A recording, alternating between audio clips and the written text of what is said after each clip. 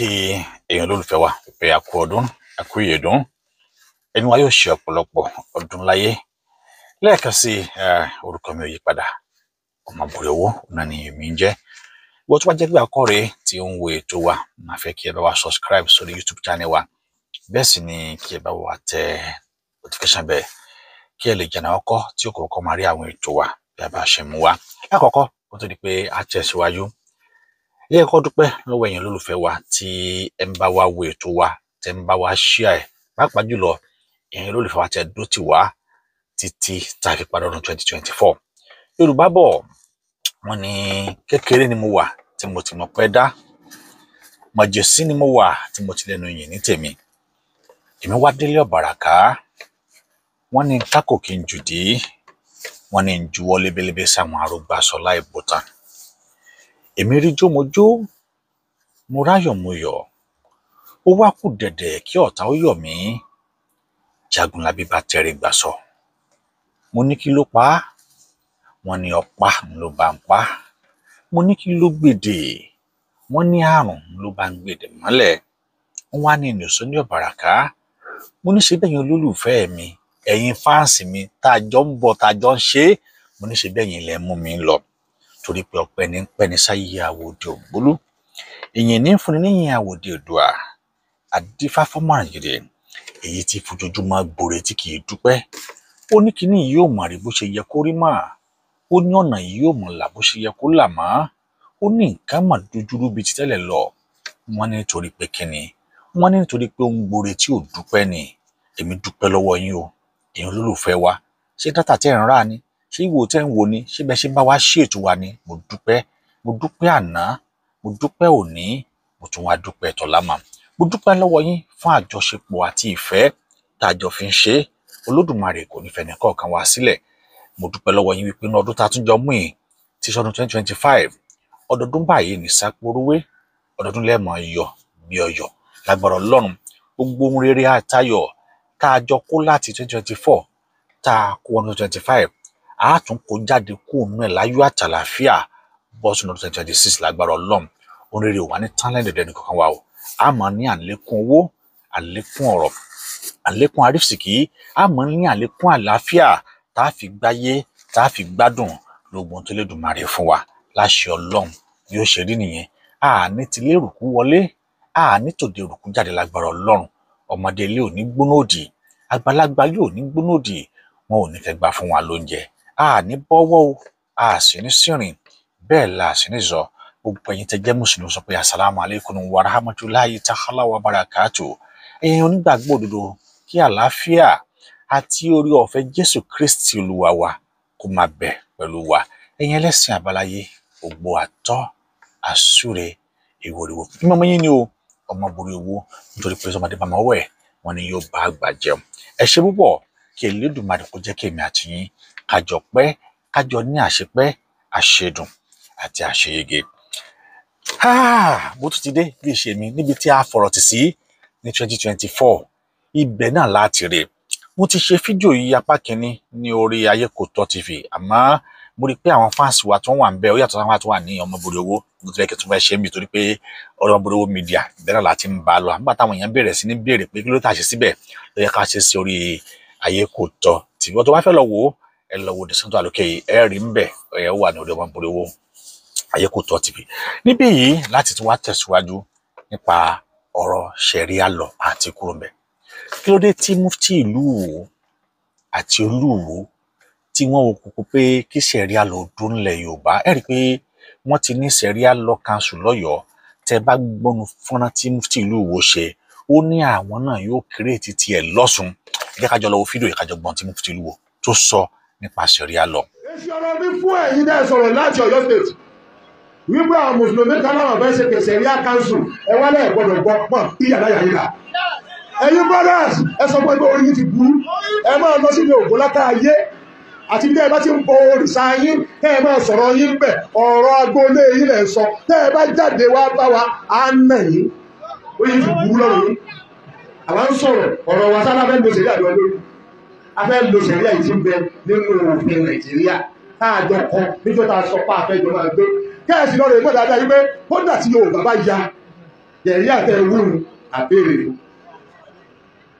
wọ́n náà ṣe ti ẹbí wọ́n náà ní customary court òfin tí ògùnlága ilá gbé kalẹ̀ àti ètò láàlú ẹlẹ́wọ̀n ló bẹ́ẹ̀ lórí ìlú ògùn ẹ̀yin brothers ní Ọ̀yọ́ state tí wọ́n bá ti mú ọjọ́ míì tí wọ́n lọ́ọ̀jì Muslim Sharia Council lábẹ́ lọ́ọ̀jì tí wọ́n bá ti mú ẹ̀yẹ mú ti yín ẹ lọ rí lọ́ọ̀jì ẹ sọ fọlọ́pàá ẹ sọ fún àwọn lọ́yà tán draft lẹ́tà tán ẹ kọlọ́pàá sí ẹgbẹ́ àwọn ẹ bá wá ń bá ọ̀tọ́lọ́pàá ọ̀bàlẹ̀ gbàmú ẹ̀yẹ bá mú ẹ lọ mú ọjọ́ mi tó wà pa dáadáa kẹ lọ lọ́ọ̀jì ẹ sì máa retí lọ́sùn Sharia Council Ọ̀ṣun State Sharia Council àbáwọn ọ̀rọ̀ ìrọ̀lẹ́ wíwò tí a náà ọmọ ẹ̀rọ gbọ́dọ̀ pàṣí wa wọ́n náà lọ́ọ̀ jíjẹ kéde tí ẹ̀rọ pé èṣù láàlú àtòkù lákàáyé ẹ̀kọ́ súsàn àwọn náà bẹ́ẹ̀ lọ́ọ̀tẹ́ lọ́ọ̀tẹ́ lọ́wọ́. ó náà lẹ ti gbọ́ yìí ṣe ti rí báyìí ohun tí mufti ìlú Ìwó tó sọ pé àwọn yóò ṣe lọ́sùn bí wọn àbá jẹ́ kí sẹ̀ríà lọ tí wọn àbá jẹ́ kó fẹsẹ̀ múlẹ̀ lọ́yọ̀ọ́ òun lẹ ti gbọ́n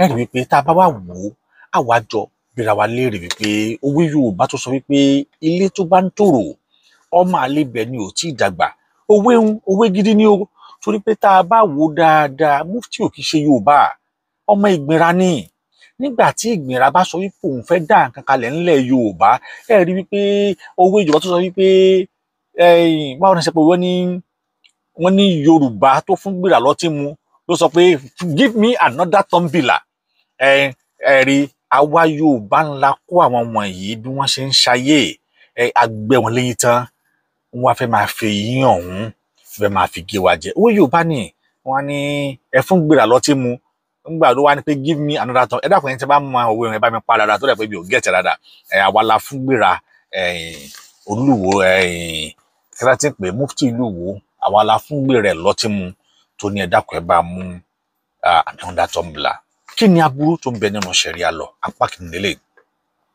bá tó bẹ̀rẹ̀ Sharia àwọn tí wọ́n pèrè fún Sharia law àtolúwo ni o àti mufti ìlú Ìwó ni o abábákú tiẹ̀ àti wọn ni o ó nídìí tí wọ́n ṣe béèrè ṣe rí ọ̀pọ̀lọpọ̀ wọn tí wọ́n ń béèrè fún Sharia law yìí tí wọn ò bá béèrè fún ohun tí wọ́n fẹ́ ṣe tó jẹ́ nǹkan ọkàn wọn tí wọ́n fẹ́ ṣe wọn àní lè ṣe nínú àwọn nǹkan tí wọ́n fẹ́ ṣe láti lè accomplish ìwà tí Ànábì Muhammad sallallahu alaihi wasallam ilé tó jẹ́ wípé tá a bá wò dáadáa ó ṣọwọ́ kan jà wípé kò yẹ kí irú ẹ̀ ò gbọ́dọ̀ ṣẹlẹ̀ nílẹ̀ Yorùbá àfi ilẹ̀ Lárúbáwá náà ṣùgbọ́n àwọn ò lo Sharia law nígbà náà torí tí wọ́n bá lo Sharia law wọ́n mọ̀ wípé tí Ànábì ṣe yìí tí a mọ̀ sí child abuse ni a dẹ̀ tún lè pè ní pé fornication pẹ̀lú ọmọ tí ò tí ì bàlágà Ànábì fi Aishat ní ọmọ ọdún 6 ó sì bá sùn ní ọmọ ọdún 9 èyí náà wò ó ńlẹ̀ Yorùbá ọmọ ọdún 9 kí ló ti mọ̀ kí ni tí ọmọ ọdún 9 ti lè ṣe èmi kọ́ ni mo sọ o Quran àti hadith wọn ló sọ o ṣùgbọ́n lẹ́nu àwọn tí wọ́n gbọ́ kéwú dáadáa tí wọ́n sọ ẹ lọ gbọ́ ọ náà lẹ́ ń gbọ́ yìí. Ànábì fẹ́ Aisha lọ́mọ ọdún 6 lóòótọ́ sì ni pé ọmọ ọdún 9 ló tó wọlé tọ́. ṣé ẹ ti gbọ́ pé èmi kọ́ ni mo sọ nítorí pé ohun làmọ́ fàfà ìdìgì báyìí òun náà là á bá inú àdìtì wọn àti inú Quran ló wà pé Ànábì bá ọmọ ọdún 9 sùn nílẹ̀ Yorùbá lórílẹ̀ Yorùbá lọ ṣe àwọn nǹkan wọ̀nyí òun làwọn mufti ìlú Ìwó àti Olúwa àti àwọn tí wọ́n ń pè fún Sharia law nílẹ̀ Yorùbá tí wọ́n fẹ́ dánwò nìyẹn tó dọ́mọ̀ pé ìlú tó bá ń lo Sharia law ìlú ọ̀hún òkè tòrò gbogbo ìlú láyé ẹ lọ wo àwọn tí wọ́n ń lo Sharia law Islamic country tó bá ti ń practice Sharia law deeply wọn àkíní lọ síwájú ẹ lọ wò dáadáa ìdí nìyẹn àmọ́ ó tún wá ní tá a mọ̀ sí official punishment in Islam official punishment in Islam Sharia law màá tún wá kàyẹn náà fún wa ẹ máa gbọ́ o ìwé ọ̀rìn lọ́wọ́ mi yóò official punishment in Islam olẹ́wò yìí official punishment in Islam Sharia law number 1 ó ní wípé tí o bá ó ní to leave Islam death by beheading tó o bá fi Islam sílẹ̀ wọ́n máa gé orí ẹni o to leave Islam death by beheading ṣé gbọ́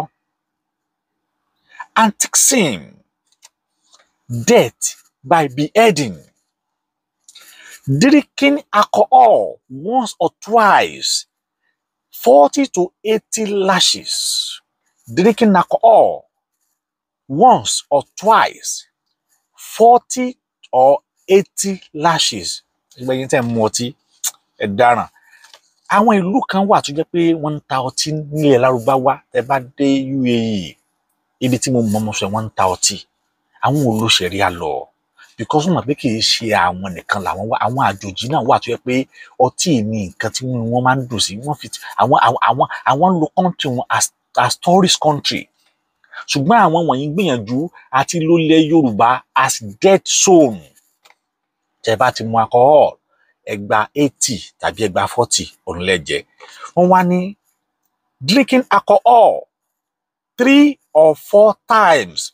Tó o bá ti lè mu alcohol ní ẹ̀ẹ̀mẹ́ta tàbí ẹ̀ẹ̀mẹ́rin, death by beheading. Death by beheading. Wọ́n tún máa gé orí ẹni, death by beheading. Tó bá tún mu alcohol ní ẹ̀ẹ̀mẹ́ta bí ẹ̀ẹ̀mẹ́rin, táwọn kan dẹ̀ mú ní 23 times in a day. Tá tún ní club nílẹ̀ Yorùbá tí wọ́n ti mu ọtí, àwọn tí wọ́n mu Hennessy, àwọn tí wọ́n mu Hennessy, tí wọ́n mu Bérọ̀, tí wọ́n mu gbogbo ẹ̀bẹ̀ yẹn tẹ́ ṣá wá gbọ́ ní tí àwọn wọ̀nyí tí wọ́n ń gbé bọ̀ nílẹ̀ Yorùbá nu. Number 5, adultery. If married, death by stoning. Fornication. If not married, 100 lashes plus 1 year banishment. 100 lashes plus 1 year banishment. Rape. If married, death by stoning. Rape. If not married, 100 lashes plus 1 year banishment. Homosexuality. Homosexuality. Method 1, death by stoning. Homosexuality. Method 2, throw off the highest point in the city. Orókè tó bá ga jù, orókè tó bá ga jù ni wọ́n ti lọ ju tọ̀n sílẹ̀. Wọ́n dẹ̀ ju àjàkó jẹ́ Dubai Burj Khalifa láti máa lọ ju tọ̀n sílẹ̀ tí ẹ bọ́ ọ̀run ó jẹ́ tán. Àmọ́ tó bá jẹ́ kíni o, tó bá jẹ́ Ìbàdàn, Cocoa House ni ó lọ pàfù ni wọ́n ní rí ọ̀sà. Àmọ́ tó bá jẹ́ Èkó, ilé wo ló ga jù lẹ́kọ̀ọ́ náà mi ò mọ̀ tó ní mi ò gbé kó. Bọ̀ tó bá jọ́sùn, ká máa lọ sí Abẹ́rẹ́, wọ́n á ju ẹ̀ sílẹ̀ bẹ́ẹ̀ ni. Ló bá di kanra sí gandigan, param, ló bá jábọ́. Then, ilé tó tẹ̀lé, homicide, death by beheading, fighting against Muslim jihad. Irú àwa tá a bá tún fight against Muslim jihad di ó tẹ́ tún bá wọn jà o, death by beheading. Ẹ̀rí bí ẹ jẹ́ ká fi ṣe apá kìíní. Mo dé kíni o, mo débi fighting against Muslim jihad. Ẹ̀rí tẹ́ bá tún wá ń fight against Muslim jihad, wọ́n sọ bí kíni o, wọ́n ní death by beheading. Ẹ jẹ́ ká tẹ̀síwájú. Blasphemy. Blasphemy. Death by beheading. Nígbà tí àwọn bá lè bú Kìrìsìtẹ́nì, tí wọ́n ń bú Kìrìsìtẹ́nì, tí wọ́n ń bú Jésù, tí wọ́n ń bú àwa oníṣẹ̀ṣe, torí inú ìṣẹ̀ṣe ni mo ti jáde kí n tó wá gba Islam.